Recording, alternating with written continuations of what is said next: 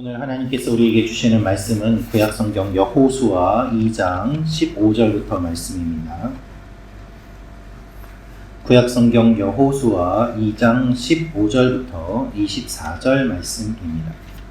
저부터 한 절씩 교독하겠습니다. 라합이 그들을 성문의 창문에서 줄로 달아내리니 그의 집이 성벽 위에 있으므로 그가 성벽 위에 거주하였음이라. 라합이 그들에게 이르되 두렵건대 뒤쫓는 사람들이 너희와 마주칠까 하노니 너희는 산으로 가서 거기서 사흘 동안 숨어 있다가 뒤쫓는 자들이 돌아간 후에 너희의 길을 갈지니라. 그 사람들이 그에게 이르되 내가 우리에게 서약하게 한 이 맹세에 대하여 우리가 허물이 없게 하리니 우리가 이 땅에 들어올 때에 우리를 달아내린 창문에 이 붉은 줄을 매고 내 부모와 형제와 내 아버지의 가족을 다 내 집에 모으라. 누구든지 내 집 문을 나가서 거리로 가면 그의 피가 그의 머리로 돌아갈 것이요 우리는 허물이 없으리라. 그러나 누구든지 너와 함께 집에 있는 자에게 손을 대면 그의 피는 우리의 머리로 돌아오려니와 내가 우리의 이 일을 누설하면 내가 우리에게 서약하게 한 맹세에 대하여 우리에게 허물이 없으리라 하니 라합이 이르되 너희의 말대로 할 것이라 하고 그들을 보내어 가게 하고 붉은 줄을 창문에 매니라. 산에 이르러 뒤쫓는 자들이 돌아가기까지 사흘을 거기 머물매 뒤쫓는 자들이 그들을 길에서 두루 찾다가 찾지 못하니라. 그 두 사람이 돌이켜 산에서 내려와 강을 건너 눈의 아들 여호수아에게 나아가서 그들이 겪은 모든 일을 고하고 또 여호수아에게 이르되 진실로 여호와께서 그 온 땅을 우리 손에 주셨으므로 그 땅의 모든 주민이 우리 앞에서 간담이 녹더이다 하더라. 아멘. 오늘 말씀은 이제 정탐꾼들이 살아나서 돌아가 보고하는 내용이 기록되어 있습니다. 오늘 말씀을 통해서 알 수 있는 몇 가지 내용이 있는데요. 첫째로 라합의 지혜로 정탐꾼이 살아납니다 라는 것입니다. 라합의 지혜로 정탐꾼이 살아납니다. 우리 15절, 16절 말씀 같이 읽도록 하겠습니다. 시작. 라합이 그들을 창문에서 줄로 달아내리니 그의 집이 성벽 위에 있으므로 그가 성벽 위에 거주하였음이라. 라합이 그들에게 이르되 두렵건대 뒤쫓는 사람들이 너희와 마주칠까 하노니 너희는 산으로 가서 거기서 사흘 동안 숨어 있다가 뒤쫓는 자들이 돌아간 후에 너희의 길을 갈지니라. 아멘. 오늘 말씀을 보면 그의 집이 성벽 위에 있으므로 그가 성벽 위에 거주하였음이라 라면서 성벽을 강조하고 있습니다. 성벽 위에 집이 있기 때문에 이 정탐꾼들을 살리기 위해서 그 높은 성벽 위에 있는 집에서 줄을 달아내려 사람들을 내려보냈다는 것입니다. 라합의 집이 성벽에 관계가 있다는 것은 무슨 뜻일까요? 이 성벽 위에 있다는 것은 성벽 위에 집이 있다는 뜻이기도 하고 성벽과 이 집이 어쨌든 관계가 있다는 뜻이기도 합니다. 그런데 여러분, 여리고 성이 다 무너지지 않았습니까? 여리고 성이 무너질 때 라합의 가족은 살아났다는 것을 보면 성벽이 무너지는 그때에 라합의 집이 있는 곳만은 무너지지 않았다는 것을 우리가 생각해 볼 수 있습니다. 하나님께서 라합을 지켜주심을 우리가 알 수 있는 것이죠. 그래서 성벽 위에 집이 있다는 것이 여기에 강조가 되고 있습니다. 성벽에 관계 있는 그녀의 집임에도 불구하고 하나님의 도우심으로 그녀의 집은 무사하였다는 것입니다. 그렇게 될 수 있었던 가장 큰 이유는 바로 라합이 정탐꾼들을 살려주었기 때문입니다. 여러분, 다 무너지는데 거기만 무너지지 않는 것, 그것도 하나님의 놀라운 보호하심이요 기적이라고 볼 수 있지요. 라합은 정탐꾼을 줄로 내린 뒤에 이렇게 이야기합니다.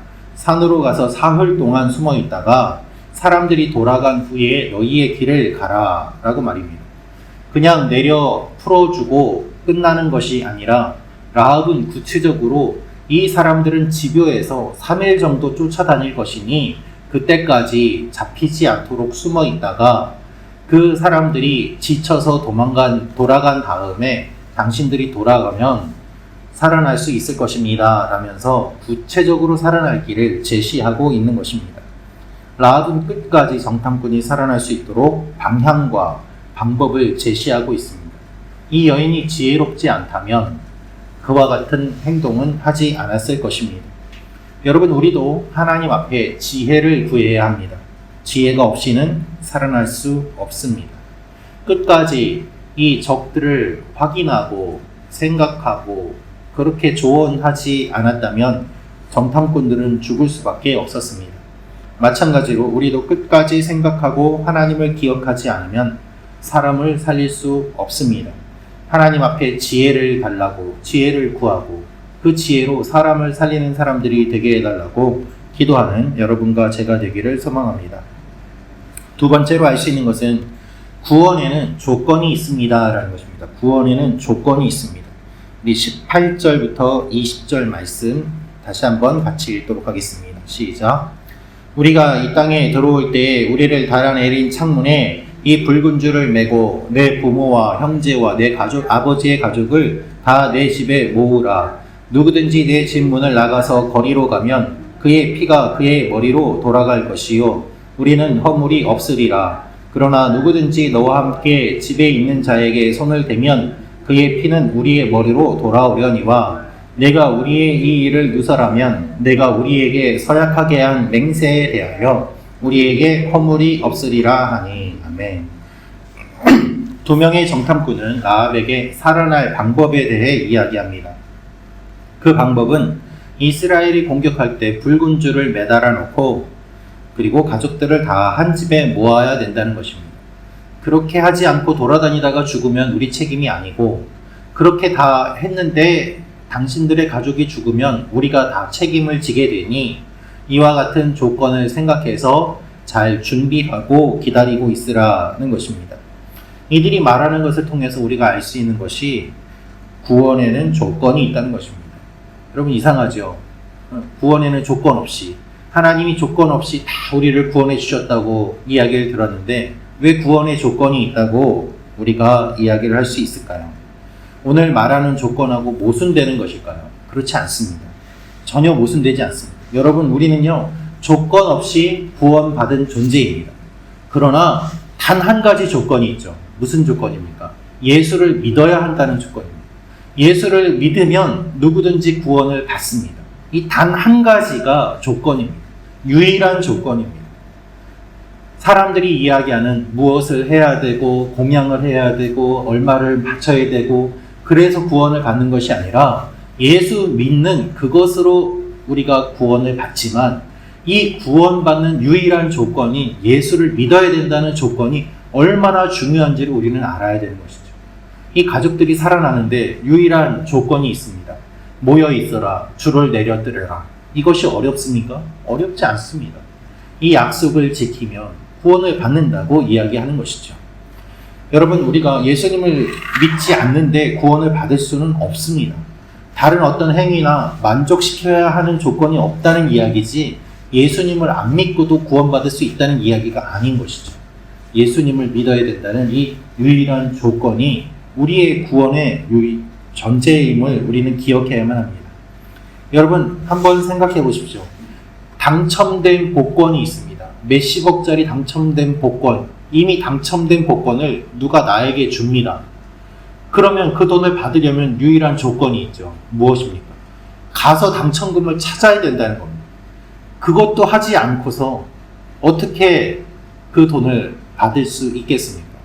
단 한 가지, 가서 찾으면 되는 거예요. 우리가 예수님을 믿는 것이 주님이 우리를 위해 준비해 주신 많은 것들이 있는데 받을 수 있는 유일한 조건입니다. 이 가족들도 유일한 조건, 줄을 내려뜨리고 모여있는 이 일을 통해서 구원을 받게 되는 것입니다. 여러분, 우리의 구원의 조건은 단 한 가지, 예수님을 믿는 것입니다. 예수님을 믿으면 구원을 받고 그렇지 않으면 심판이 있습니다. 이것을 기억하며 우리에게 주신 주님의 사랑을 다시 한번 생각하며 나아가는 여러분과 제가 되기를 원합니다. 마지막으로 알 수 있는 것은 정탐꾼이 믿음의 보고를 합니다 라는 것입니다. 정탐꾼이 믿음의 보고를 합니다.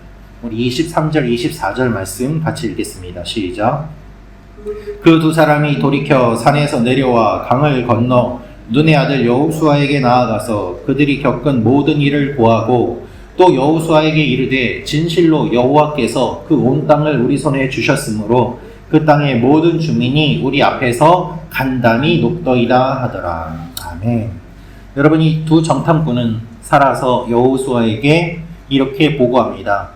그 땅을 우리 손에 주셨으므로 모든 주민이 우리 앞에서 간담이 녹더이다. 여러분, 이들이 돌아가서 만약에 이렇게 보고했다면 어땠을까요? 그 사람들 정보력이 상당해서 우리가 들어가자마자 잡힐 뻔했습니다. 집요하게 우리를 쫓아와서 3일 동안 우리가 숨어 있었습니다. 그 사람들의 정보력과 집요함은 우리가 감당할 수 없습니다. 우리는 질 것입니다. 이렇게 보고를 했다면, 여호수아와 갈렙이 보고할 때 부정적인 보고를 했던 10명처럼 그렇게 보고를 했다면 어떠한 일이 일어났을까요? 이들은 그렇게 하지 않고 있는 그대로 믿음의 보고를 합니다. 그 보고를 듣고 여리고성을 점령할 수 있게 되는 것이죠. 여러분, 우리가 똑같은 것을 보고서도 어떻게 보고를 하느냐는 매우 중요합니다. 하나님 앞에서 믿음의 보고를 하는지 아니면 부정적인 보고를 하는지 우리의 모습을 돌아볼 필요가 있는 것이지요. 다시 한번 부정적인 보고를 했다면 아마 여리고성을 점령하지 못하고 가나안 땅을 눈앞에 두고서도 다시 또 돌아야 되는 그 일을 해야만 했을지도 모릅니다. 이 두 명의 믿음의 보고를 통하여서 이제 약속의 땅에 들어가는 준비가 시작됩니다. 우리도 하나님 앞에 기도하면서 우리의 믿음의 보고를 드림으로 말미암아 하나님이 우리에게 약속하신 것들을 받아 누리는 오늘 하루가 되는 여러분과 제가 되기를 원합니다. 이들의 선포를 듣고 이스라엘이 용기를 얻습니다. 매일 우리가 보고 듣는 것들 가운데 우리는 어떤 것에 마음을 쏟고 어떠한 판단을 하고 어떠한 보고를 하고 있는지 기도하며 우리의 마음을 돌아보기 원합니다. 기도하겠습니다. 참 좋으신 아버지 하나님, 오늘 정탐꾼들이 살아나고 믿음의 보고를 하는 것을 봅니다. 우리는 무엇을 보고 무엇을 보고하고 있습니까? 아버지 하나님, 우리가 구원받은 그 구원을 귀하게 여기며 하나님과 동행하며 나아가는 하나님의 사람들이 되게 도와 주시옵소서.